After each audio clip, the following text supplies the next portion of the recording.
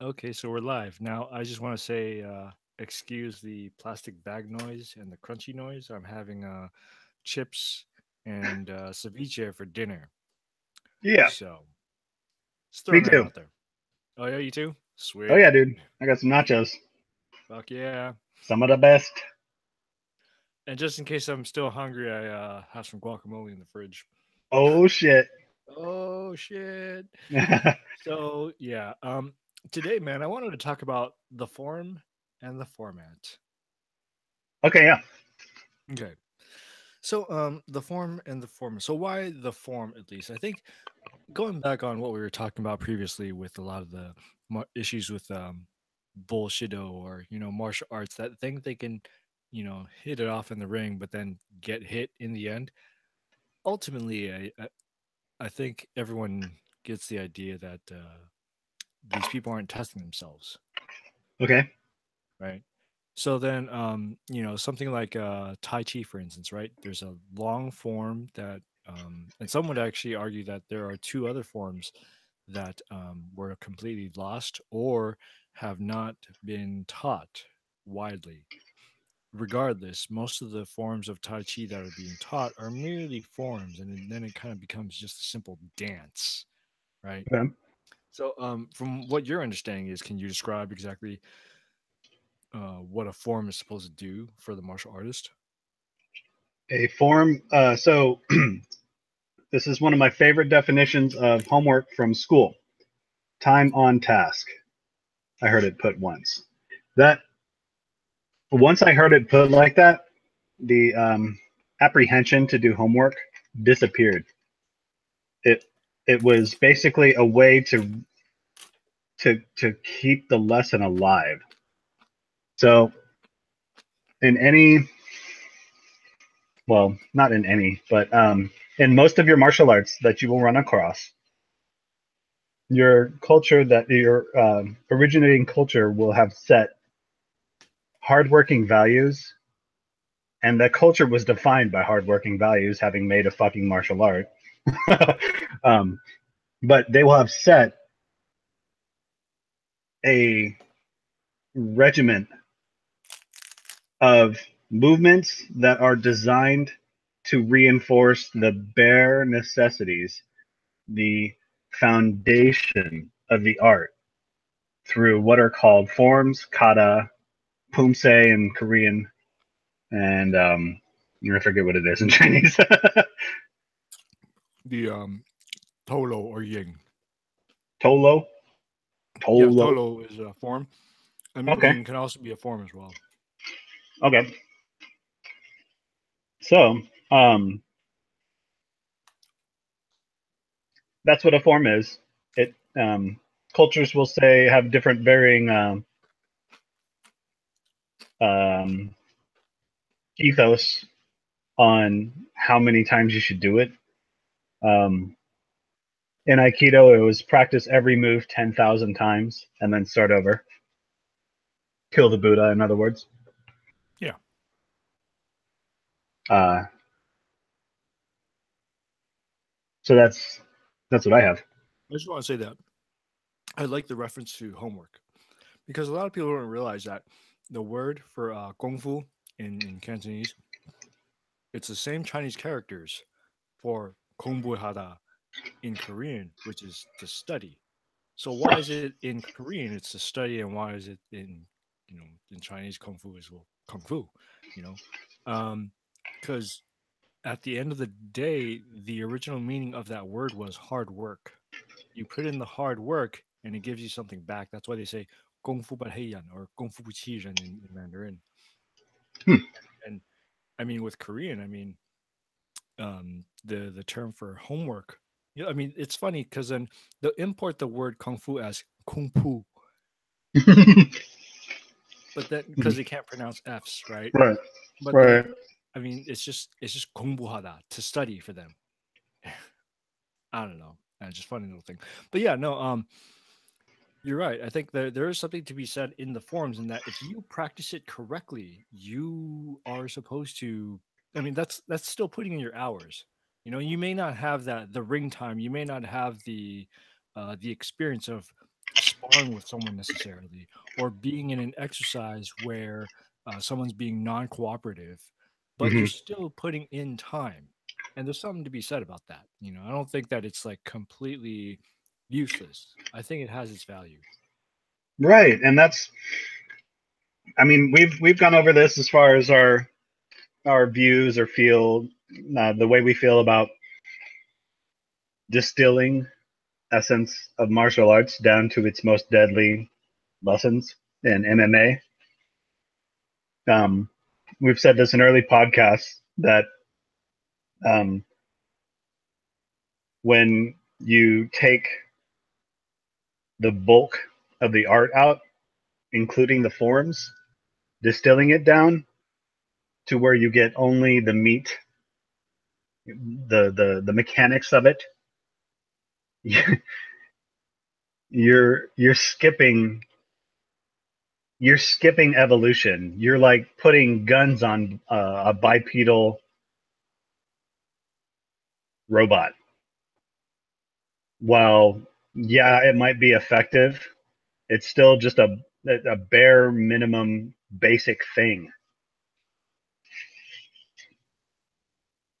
Well, it's basic, but that's the one thing I like about Wing Chun is that like you take Tai Chi and you go through these forms, and let's say you ask your sifu like, hey, how do you use this in actual battle? I mean, that's a key question right there, right? Like, can you use this in actual battle? If your sifu says no, you can't, you should just walk away. I mean, like, if in the case of Tai Chi, most people would be like, ha ha ha, you can't use Tai Chi in battle, it's only for health. Well, honestly, I wouldn't even learn that kind of Tai Chi anyways. I'm very, very lucky I found the seafood I got. Hmm. But the thing is that I mean, with the form, you have, I mean, depending on who's counting, anywhere from 85 to 108 moves. Yeah, yeah, yeah. I mean, granted, Wing Chun as well on the wooden dummy. yeah, on the wooden dummy, yeah. But I mean, granted, it's not like Honga where you have like 30 different forms or something like that you have to Hmm. memorize, and you're like, well, how many of those forms do you remember? And Right. they're like, oh, Yeah, 10. Choi Li Fut. Yeah, So varied. So varied across different weapons too. yeah, yeah. Oh, geez, the weapons that they have, man, that's a bunch. There's no effing way they could memorize all of that. But Sure. anyways, I mean, people memorize Chinese, right? yeah, but yeah, come on, man. On a daily basis, I mean, most Chinese will be like, I recognize that word if I see it, but if Oh, you want me to write it out, I can't. yeah. Good point. Good point. Okay, so this okay, good. Oh man, this is good. So O Sensei Morihei Ueshiba. I fucking apologize if I'm butchering Japanese enunciation. Um, uh, there was a concept seemingly privy only to him, the founder of Aikido, called Takemusu Aiki.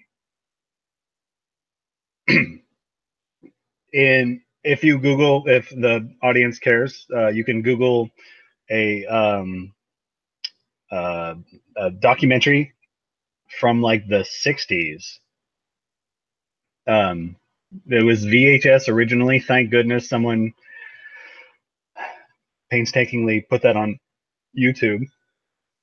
But there are recordings of rooftop demonstrations. That's how they would go around and sell the art or demonstrate the art um, post uh, lockdown of the arts in Japan following the American occupation, um, where you had to basically stylize everything as a dance or non-combative martial art um, because of Western fear. But so they were on rooftops, and he's doing the so tsubure, which is the spear, Yeah. and there you go. Is this actually 1, documentary? I 2, don't think so. 3, 4, 5, 6, 7, 8, 9 down is that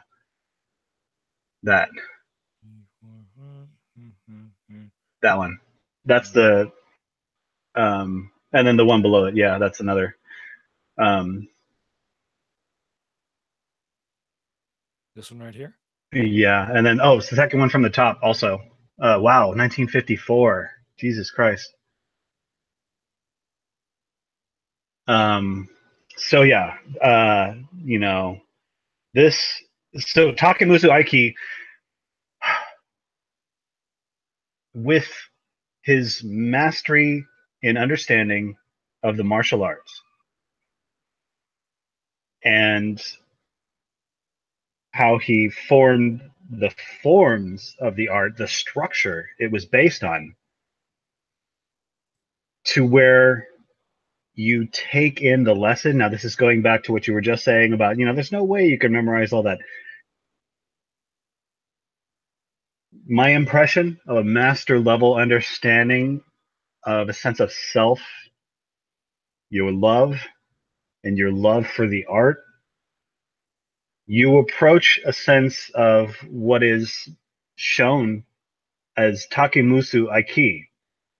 If he whips out the spear, you'll see what I'm talking about. He's just twirling it. He's not just twirling it, but he's using logical form as a means of expression. There's no this is not taught. They don't teach the spear form anymore, but this is not taught. This Takemusu Aiki. Yeah, that's probably a good point right there. Yeah. No, I think that's a Joe, but I think they said one of his favorite weapons was the spear.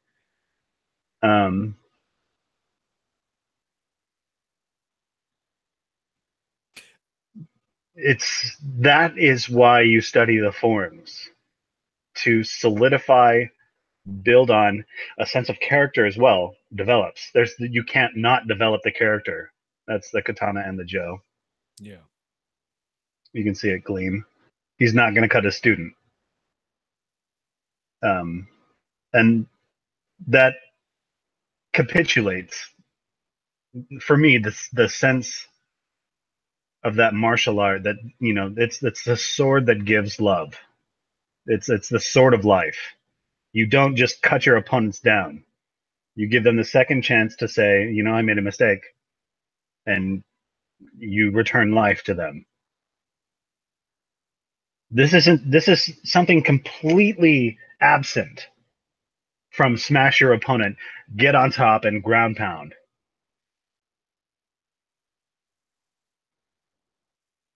Huh. That's why I study the way I do. That's why I study the forms that I do, and that's what's taken me to Aikido. See, I have an issue with that though, in that, like you said, that no one teaches a staff anymore. Is it just your school specifically, or I mean, Spear. I'm sorry, the spear. So the spear and the staff forms are different then, or are they the same? Yeah, because there's a business end on one.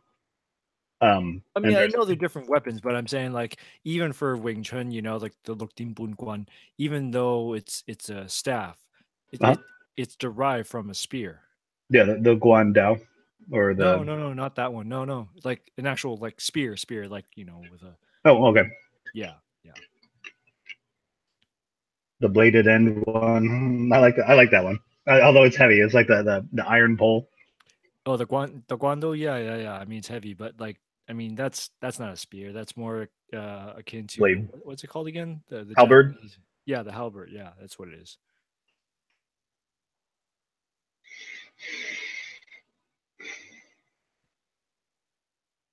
So right now, okay, so this is not a form. He's demonstrating short spear with your understanding and technique, with your demeanor as a martial artist. You can see it in his eyes. You can see I'm not striking the air. There would be opponents there, but he's not going to kill them. He's going to take them fucking seriously. This isn't a dance. He exhales, He does ki. Yeah. He's got a real shrill voice. All this stuff builds up to that. But any meaningful master will tell you you'll never touch that level of mastery. It just doesn't exist in this life we live these days.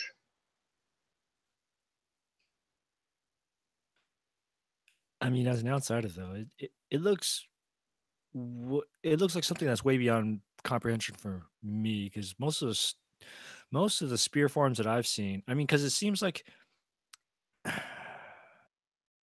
it seems more like he's swaying it around more like almost like a nigata, where he's expecting to have like an On actual Naginata? a naginata. Yeah, I'm sorry.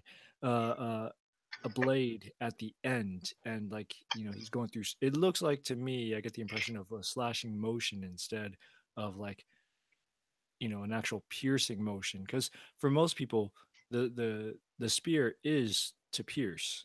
Now I He's mean I do piercing. notice that Yeah. I do notice at the one end it's like sharper than the other, but like Yeah. I mean, yeah, not a lot of piercing action going on, which is like Um, way different from what I'm used to. mhm. Yeah. Even in the Joe form. Mhm. So to build a tool set for the developing Aikido martial artist is in um, it's a form of Suburi. God damn it! I had when I started speaking, I had the word in my head. It's to blend musubi. Musubi is the type of spam you have, and you put it over a block of rice wrapped around Mhm. seaweed. No, it's also a gel based fiber that the Japanese have or something. It's like a weird sort of like gel based fiber. Someone described it as the consistency of mochi, but in like cabled form, Huh. braided cable form. So that's like a musubi, and it's also it bends, it doesn't break. Um, uh, okay, so the enunciation of this, I'm just going off of memory here, but awaze or alwaze, I can't tell if there's an L R whatever there. But this was the name of the set of exercises we would do. This is not. This would be so all right. So O Sensei Hombu Dojo. Hombu Dojo is like home base. Yeah. There's different styles. Iwama from the Iwama Prefecture. Um,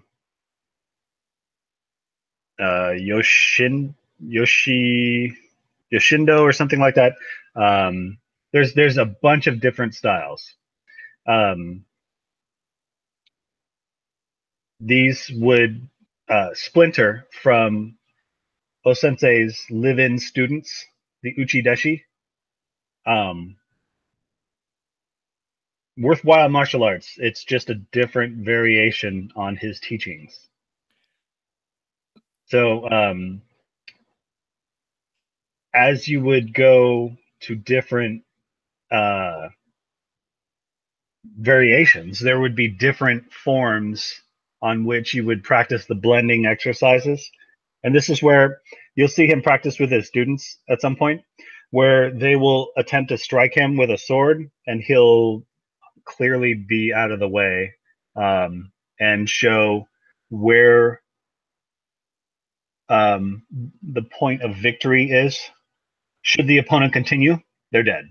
You'll slice their wrists, they're going to fucking bleed out in moments. That hand is useless.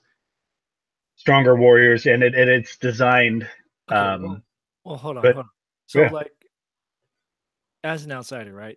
I'm yeah. seeing him do these moves. And I know it's not like a form per se, but I have no idea where the enemy is coming from in his mind, right? Like, So in massive battles in feudal Japan, they would come from all sides. You would be sieging. So it's okay. So one of the big Japanese philosophies is the four directions, um, and that comes. So the four directions you guard against the four directions. There's so this is where Aikido gets a little esoteric. Um, if in Wing Chun you have spiritual aspects, you can do the martial arts. You can also include the spiritual aspects if you want, but the martial arts works without it. That can be argued. But same thing in Aikido, although it's said you cannot separate the spirituality from Aikido. Okay? yeah. With that, it's possible for the atheist, the pragmatic martial arts. Okay, so that's sometimes he would let his students come at you like, come at me, bro. And he's got a real katana, and it's up to his student to be aware with what he's taught. You don't want to fucking run a katana into your throat. Yeah, you could fucking slash at him. The amount of strength you could put into a cut that close, though, you see sometimes they end where, yeah, the student's got his sword like right near the dude's arm, but O-sensei's sword likely is pointed at the throat, at major arteries, um, at the wrists. Well, I mean, yeah, when you're taught, I mean, with my very limited couple months of kendo practice, whenever you point the sword, it's always going to be at the throat. Uh-huh. But I mean, Yes. like here it's, I mean, you can clearly see, okay, he's sparring with the student right here. You see where the person is. You can see the application of how he's using the sword. Mhm. Very easy. The video we just saw just now, I mean, like it's very hard because there is no one else he's sparring with. So I Yeah, mean, to once again, him and then there it is. comes. Well, yeah, to him there is, yeah. So it's like, I mean, like, but there were moves where it was like, why are you stabbing the sky? Did you just? I mean, if you can say like you lifted someone up and then like just like they're in the middle of the air and you're stabbing them, okay, that's one thing. Now, Okay, so in your and Tai Chi, yeah, you connect heaven and earth. you do connect heaven and earth, but Okay, there are no moves in which we are are you sure? pushing at the sky. I mean, like Okay, not okay. like above Pushing our it, right, right. heads, But it's right? a concept you keep in your mind, right? Yes. So him pointing the spear at the sky. Now this is, I mean, I may have heard this once. If you can listen to this audio, it would talk about the O Sensei's ideas. It'll have like closed captions, translating Japanese, and talking about. So this is when I was talking about half the arts on the ground. This is Suwariwaza. Yeah. So these are all standing moves done on the ground.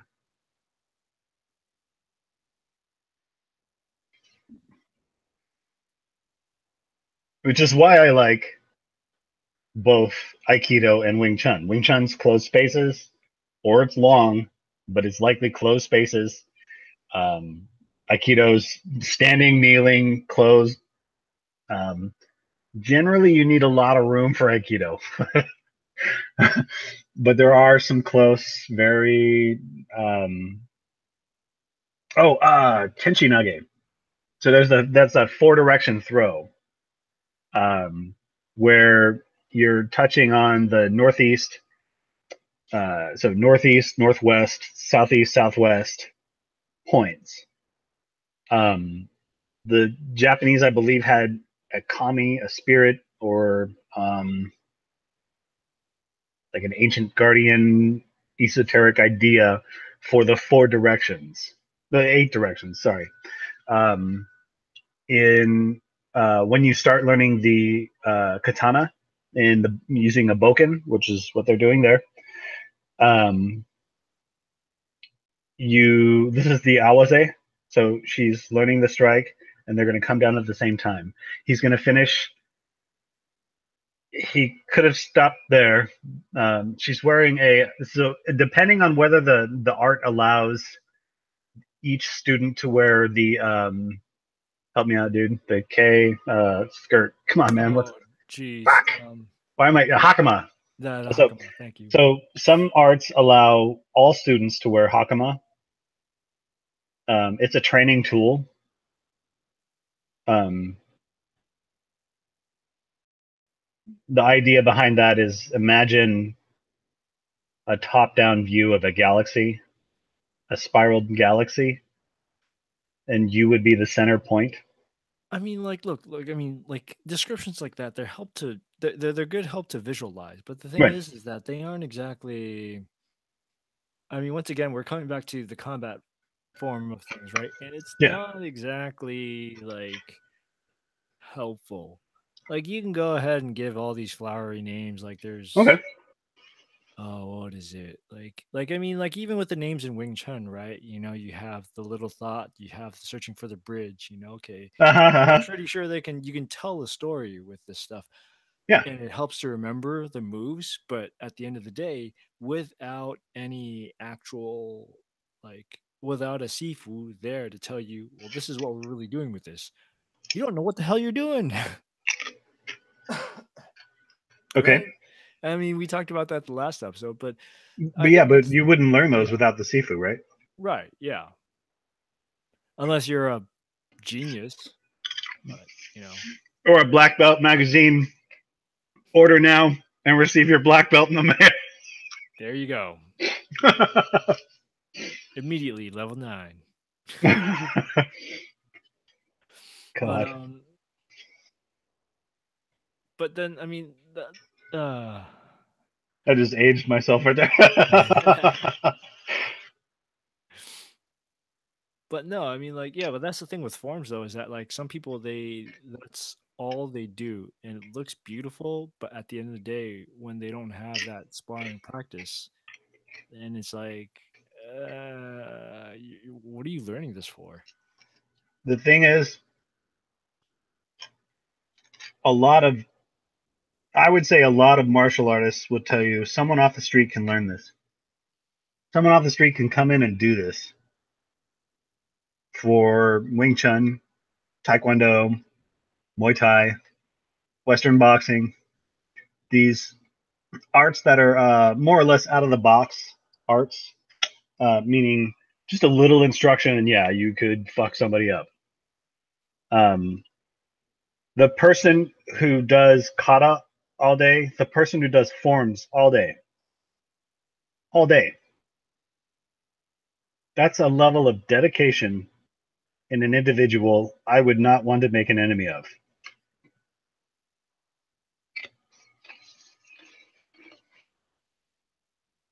They have a fundamental understanding of their own sense of mechanics. Now, is everyone going to make a mistake? Sure. In combat, mistakes cost lives. So there's that. But that's life. With I read a book starting my career where I'm at right now. Um, I forget the fucking name of it. I got it somewhere, but it's on my bookshelf. It talks about how in feudal it was on the Samurai Warrior, and it talks about how the Japanese cultivated a sense of death that was constantly on the warrior's mind. Not like I'm going to go outside and die today, but I could die today. The release of fear of death is a powerful tool. You have nothing to lose. Yeah, that's very much a Zen Buddhist teaching. Now, I mean, side note to that, in World War II, there was a thing where if Zen Buddhists, they said that it's not about this life; it's about entering the Pure Land, and you it was an excuse basically to get the soldiers to go on suicide missions and do all sorts of Kamikaze. horrible things. Yeah, and now it's become corporate Buddhism, where they pretty much teach every salaryman to sacrifice their own lives to dedicate dedicate everything they have to the corporation. So, but anyways, you're right. Yeah, that fear of death is what presents us from doing what we normally would be able to do, right? Like it's the Right. thing that holds us back. You're right. Yeah. So in the face of technology, where once again, you if we ever get to the point where we have robots, well, I mean we Yeah, kind of that's almost coming. do. That's coming. We No kind of almost question. do it UAVs, right? They're unmanned pilots. I mean, at the end of the day, you still have someone who is actually piloting the damn thing. It's just that they're miles and miles away from where the drone is actually at.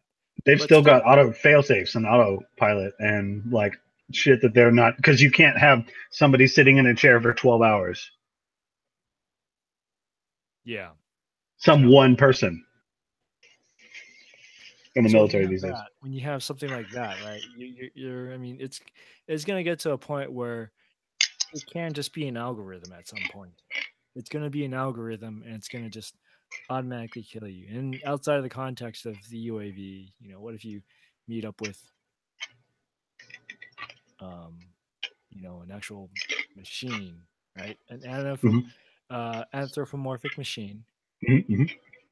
that is, just like the Matrix, it's got all these things, downloaded onto its brain and, it's now able to do different forms of martial arts and it has no fear of death. What do you do then?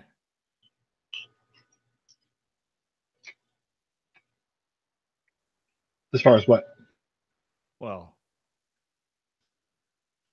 Like in comparison to something that's more perceptibly so superior to yourself?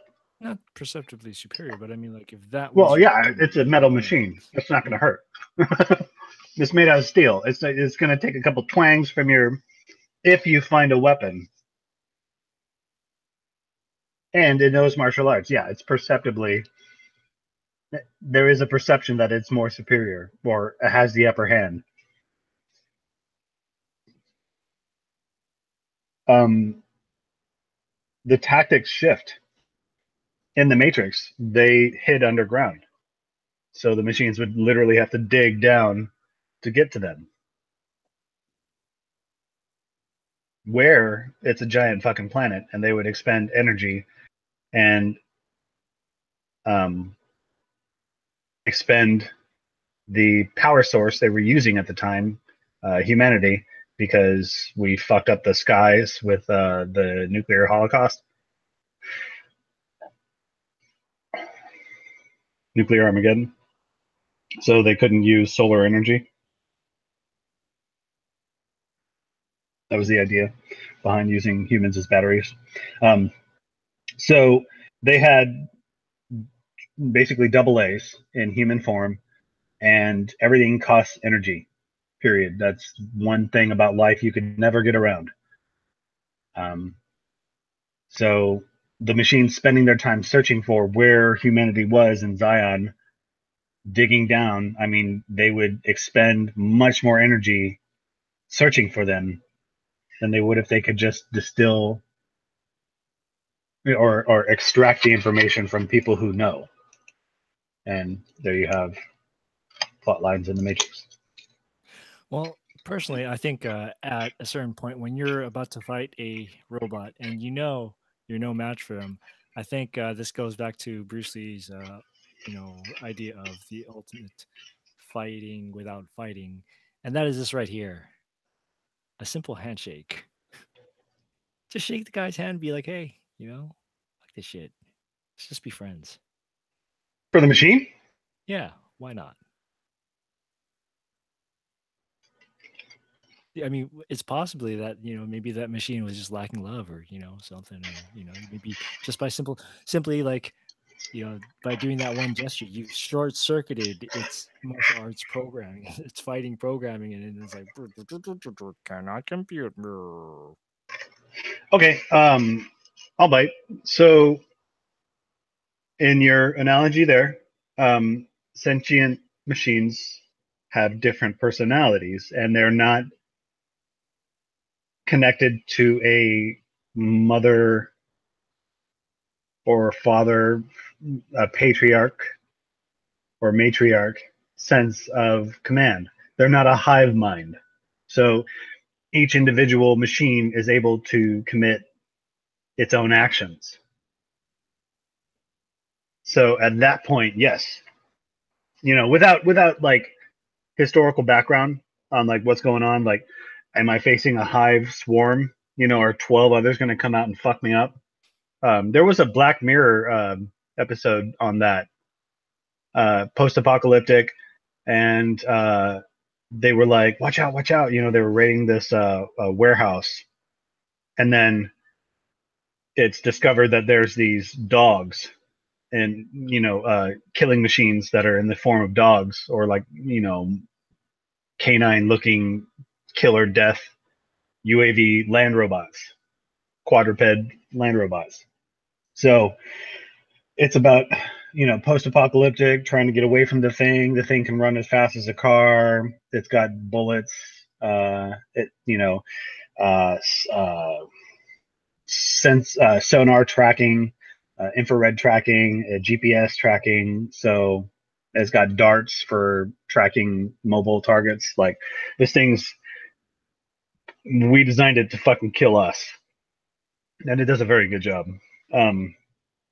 But it's also got friends, and so at the end of the episode, it's a sort of hopeless look at what could happen with technology.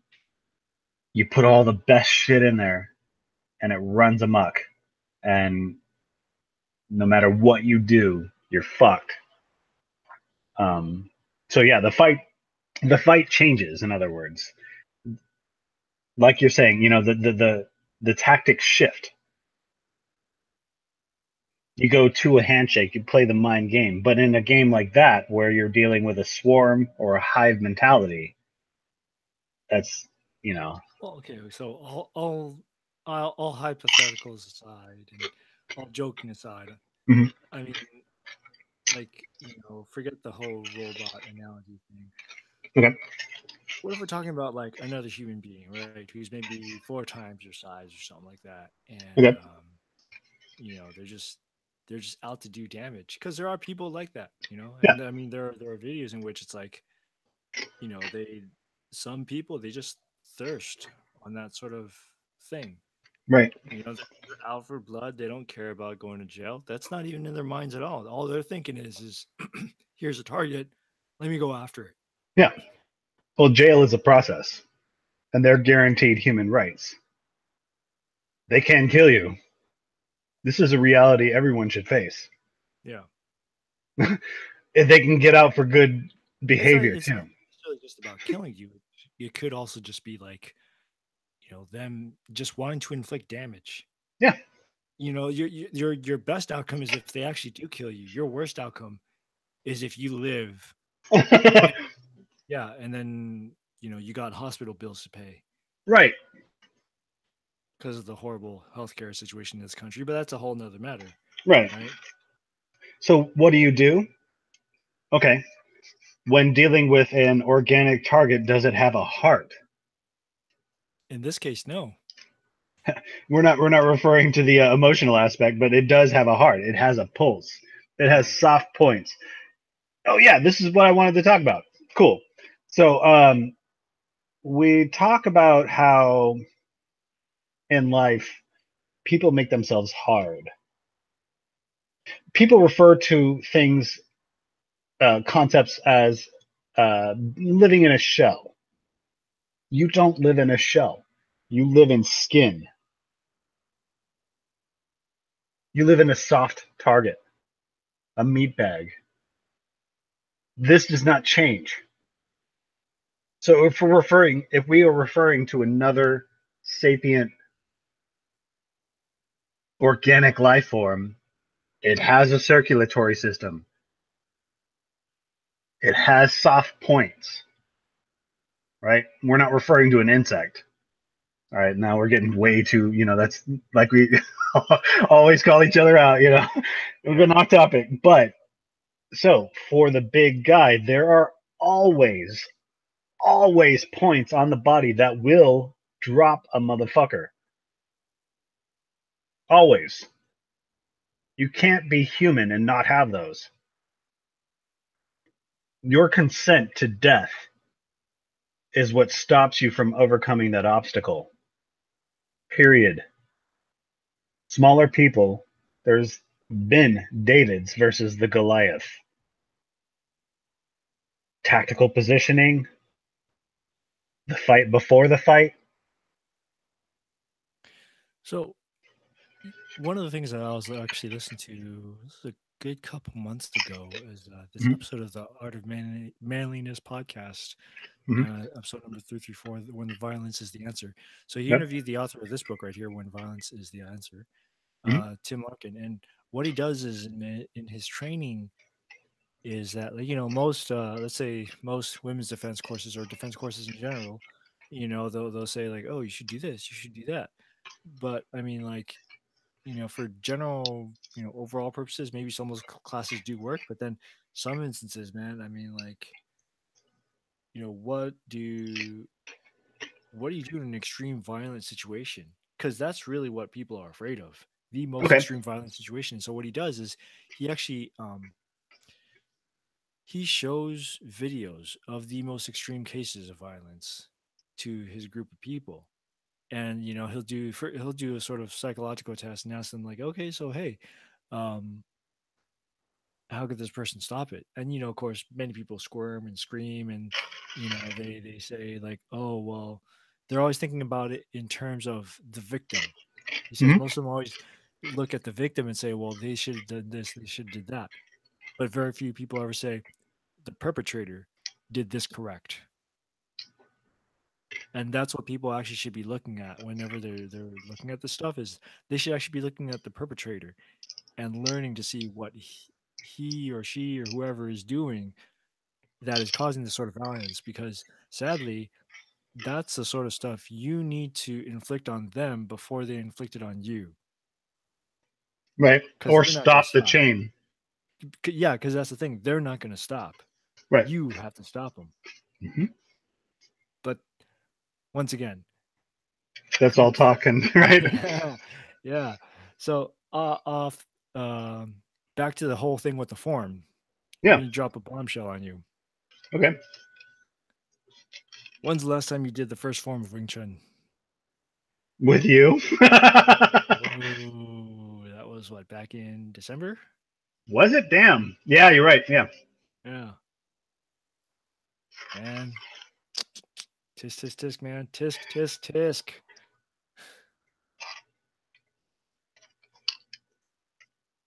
What about it? Well, that's the thing, man. I mean, like you just mentioned, the person that puts in the form, puts in the hours for the form, you don't want to mess with the guy, right? Right. How many hours have you put in? What's your point, though? I mean, come on. We're doing this podcast. We're doing this podcast about martial arts. Uh-huh. You got to put in some time, man.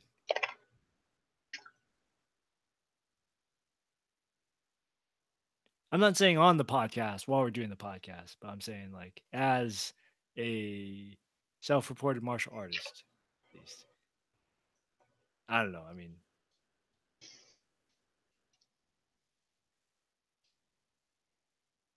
Okay.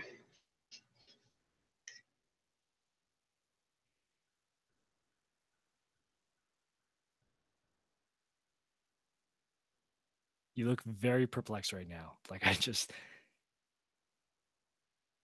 threw a giant book at you or something. Um, I'm not really sure how to react. It's one of my things when people throw fucks my way.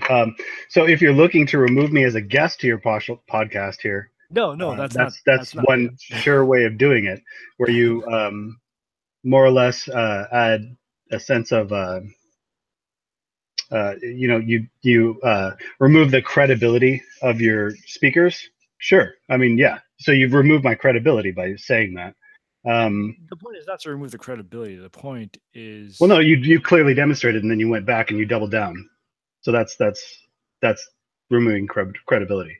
So if that is your point, then But that's taking the point that the first form of Wing Chun is anything I'd use in self-defense. And that's not true. Martial arts for me is study. Like you've said, Yeah. I'm not going to bring martial arts into combat. I'm gonna bring a brain into combat. I'm gonna bring short circuits to automatic processes that trigger adrenaline. I'm gonna stop the baby spider mentality because I don't train daily in combat. So if someone comes up to me in a hostile uh, demeanor, I'm not saying on this podcast I'm going to kill them. I'm going to try to stop myself from harming that individual beyond the point of repair. Right. Which is where adrenaline would take the situation. Fight or flight. I would fight. But I'm going to try to bring a brain. And I'm going to try to run away.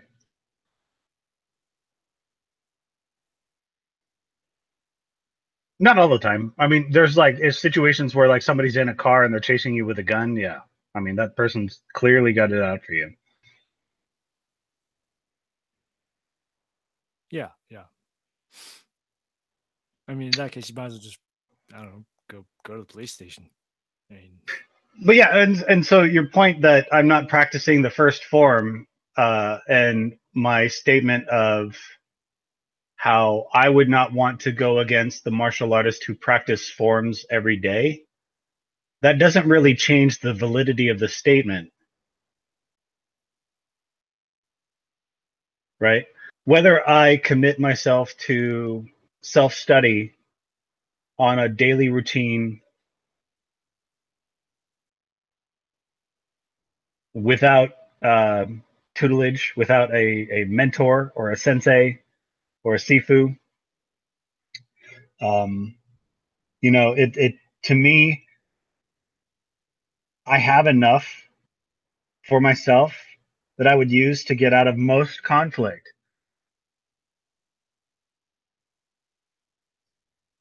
And my development as a martial artist has been stunted by ethical and moral issues that have come up in my training. And there are issues with a locality of, or the prevalence of the arts that I choose to study. So while those are being worked out, I'm not currently studying martial arts, if that's your point. well, no, I mean, and it is your idea that we do a martial arts podcast. It's not mine. Yeah, no, but that's not my idea. But that's back to the thing with the form, right? Mm-hmm. Is that absent of being able to have the absent of being able to have partners, the form is there. No, not always. So if you practice the form and you step into school once a week, that's not enough. That is not enough. Most of your martial arts are going to have twice a week with one open day of study. Your McDojos are going to have twice a week, 1 hour a day, 15 minutes to get ready, and 45 minutes of study. Right, but no, it's back to the analogy that you were giving earlier. Mm-hmm. With the forms is that it's like homework. Yeah. So, but then, I mean, the thing is that what you're talking about is absent of being able to go to those schools. The homework is still there, right? No. Have you ever created a bad habit and then had to unlearn that habit? Yeah. There you go. That sucks.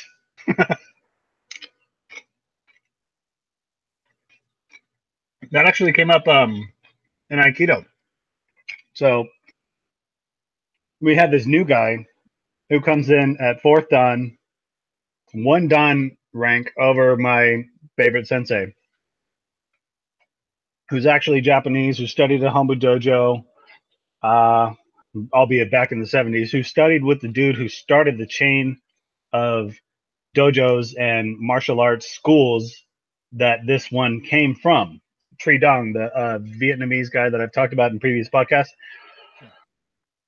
Yeah. So, so the Aikido Association, or somehow this guy gets involved in our school.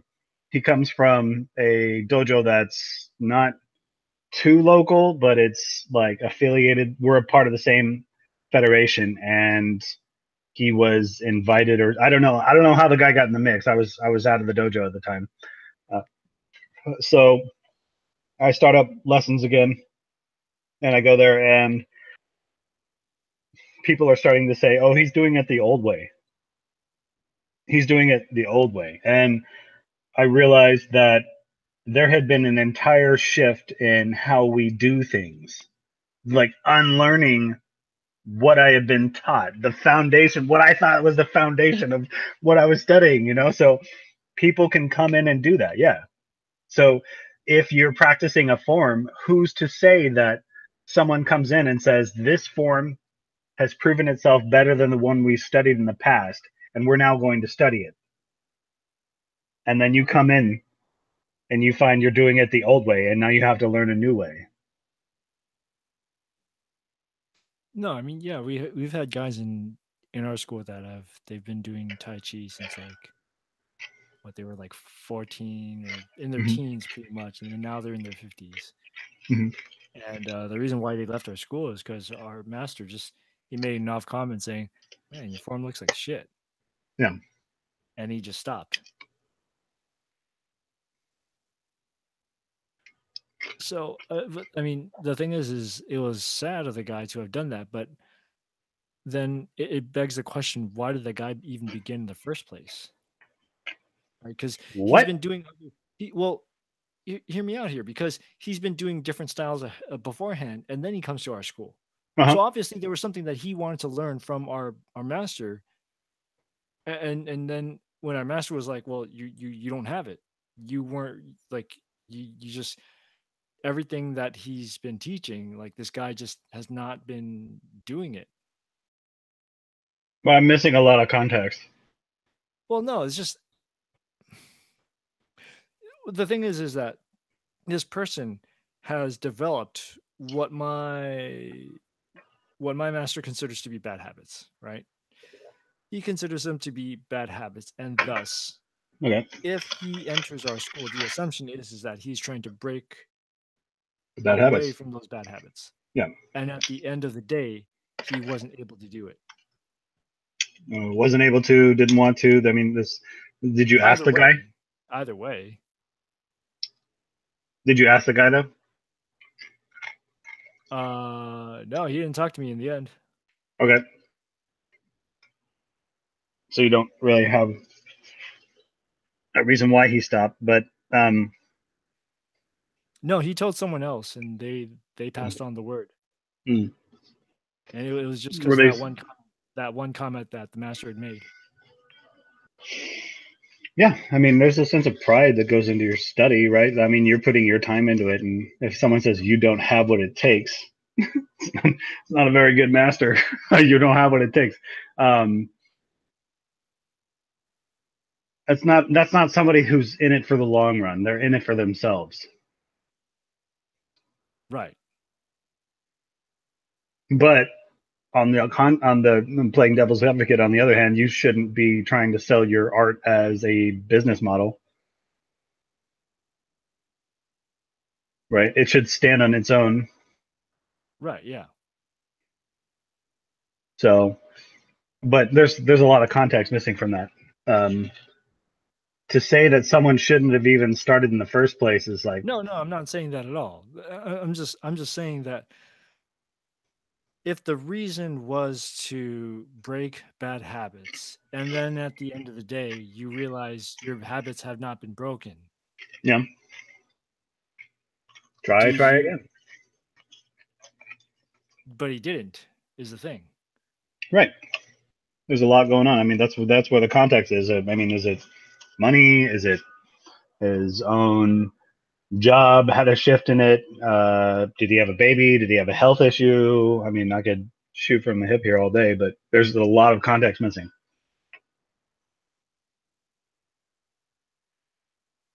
Well, regardless of whatever the context may be, at the end of the day, I mean, he wasn't able to get past that stage. Okay, but that's a more mechanical look at the study of martial arts, right? That takes the human out of it.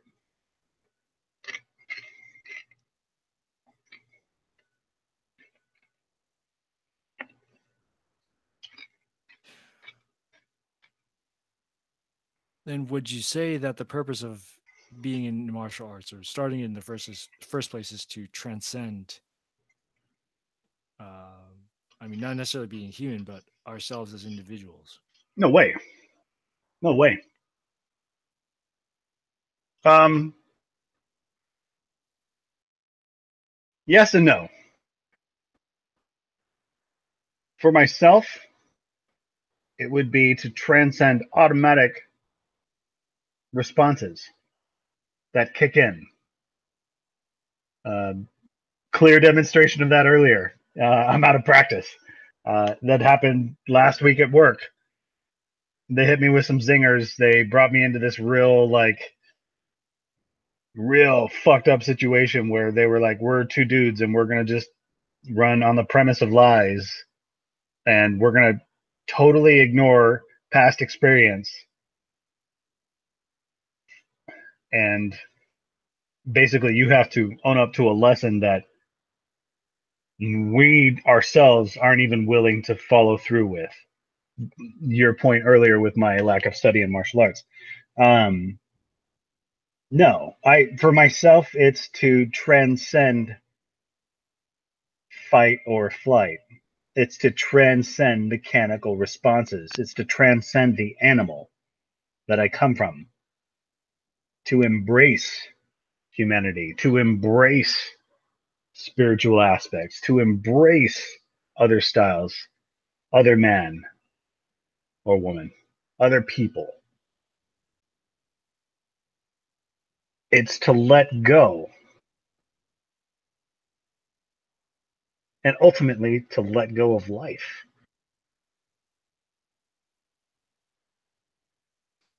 See, the thing is I agree with you on the letting go part,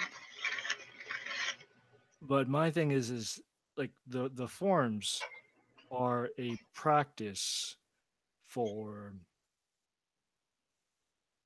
those fight or flight situations, right?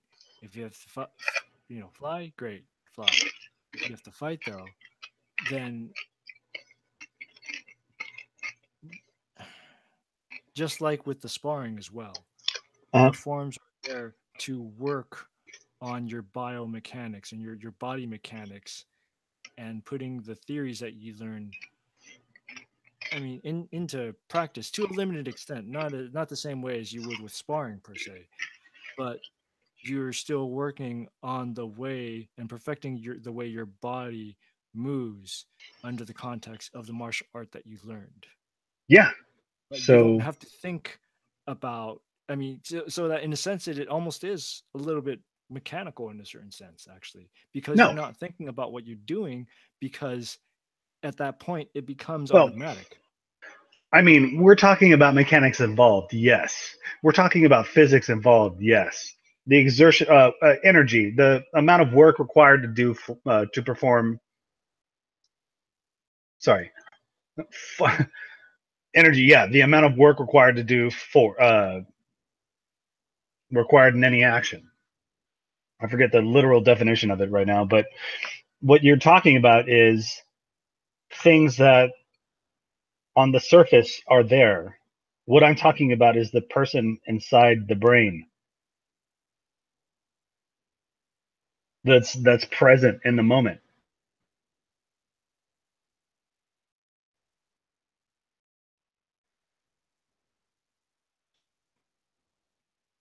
How to unify mechanical aspects of that with an indelible sense of humanity. Now, for some, they are bereft of that. Come on, what is it? sociopaths, psychopaths, people in a self-induced psychopathic state, meth, Words that end in ump. crack, huh? Words that end in ump.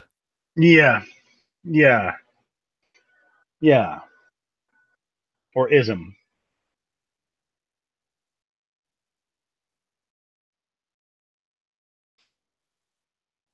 So ultimately, though, at some point, there is a change left in you. Oh yeah, perfect. Yeah, cool. Wow. Weird how you've been like so like I was thinking on the way to the gym, because I walked to the gym. I was thinking there's like these three things I want to talk about, and you've somehow positioned me in your word foo and brought those out. Okay, so what I wanted to talk about is where you end up as a martial artist, and where earlier in the podcast we talked about Takemusu Aiki, where the form is broken, where you're free to move, where you're free to act. The impact that's left in you, the divergence of automatic processes and how you interpret situations, now knowing what you can do in that situation, how to fuck a motherfucker up. And it changes you. The impact of martial arts, why we study.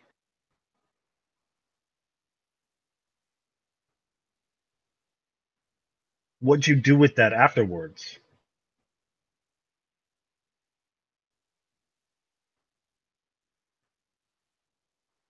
Like, I know I'm just posing questions, but so like what you do with that afterwards, like you take and own a sense of the lessons that are left. You learn how to embrace your failures and move forward with that. Or you turn and let it go.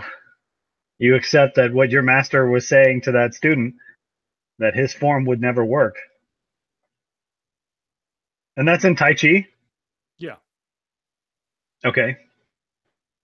And you've expressed your um you've expressed your concern here about Tai Chi versus Wing Chun.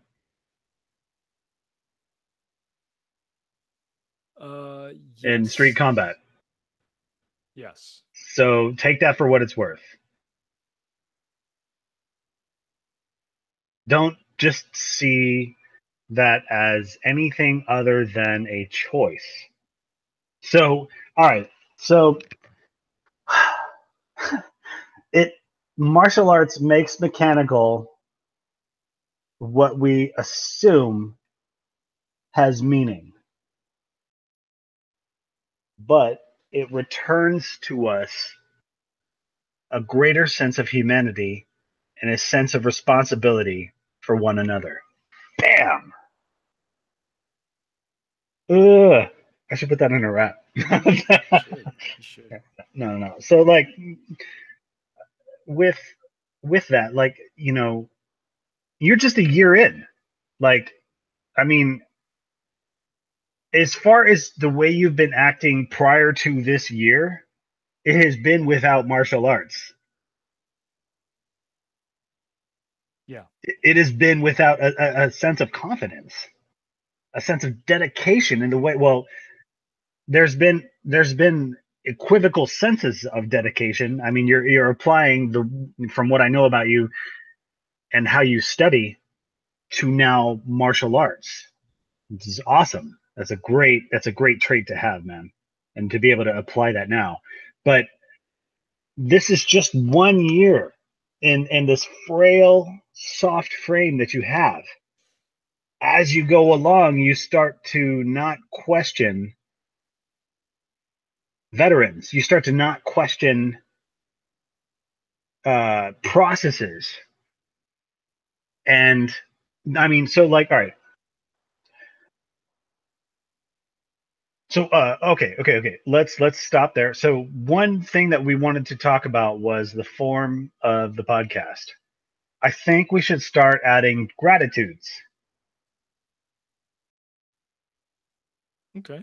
Moments where we take note of the things we are grateful for in ourselves and what we've studied, adding validity to anyone trying to check into this now. Why should I listen to these two? This is why. The impact it's left. The lessons for you. Now, for anyone just starting to listen, just starting to take in martial arts, this could be a very niche audience. Now, a slice of that, like 5%, 10%, whatever, like, and without any real numbers or where this could go or whatever.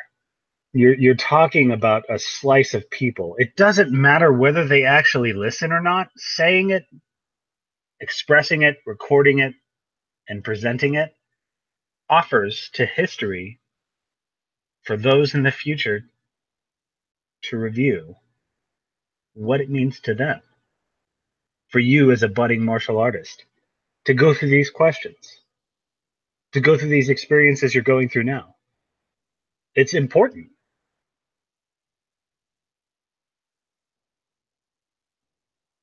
Yeah, I think that's something that we can definitely add. Gratitudes. Yeah. We can I think we could do that at the end of the podcast. Like every episode. Yeah.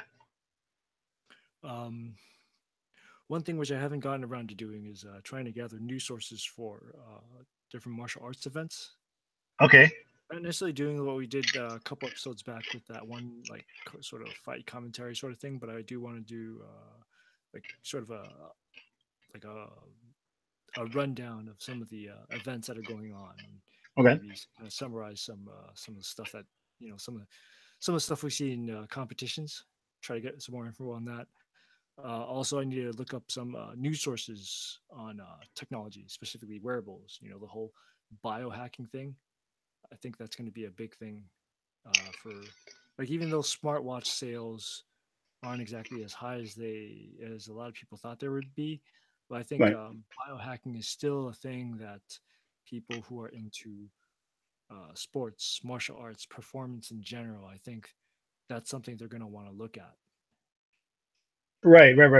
It's one of those like hidden like pockets of poison to where it's not relevant now, but should fighters have augmentations, regular Yeah. augmentations to account for cancers that would occur later in life. So they have this device that steadily through their life injects antigens or counter proteins that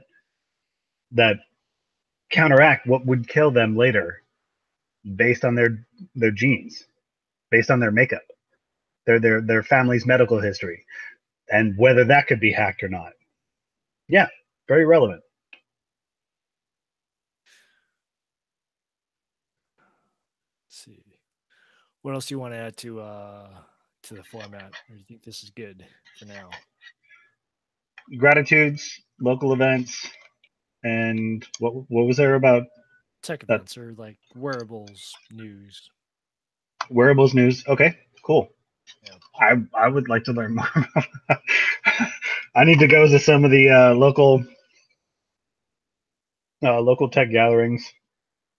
Yeah, there's a lot in your area. I mean, you're Is there? closer. Yeah. I mean, there's a couple What? here and there, but no, yeah, I'm serious. There's what is it? Some Linux events. I mean, you're not too far away from Oh, like yeah, I'm good. okay. All right. So much for Good. that. The fedora wearing. No. Like before we start like cutting down other people, that's not the point. I've I've met a local crew, and right now, there is absolutely zero tolerance for elitist policies in my life. Absolutely zero. So the Linux crew has definitely established them to be sort of elitist to the core on study, brute forcing lessons with like, oh, you didn't get this? Okay, well, I'm just going to move on. It's like being in an accelerated math course and you're the dumb kid of the class. Well, Story of my life. that's what you get with IT type folk, right? I mean, Maybe some of them don't even work in IT. true.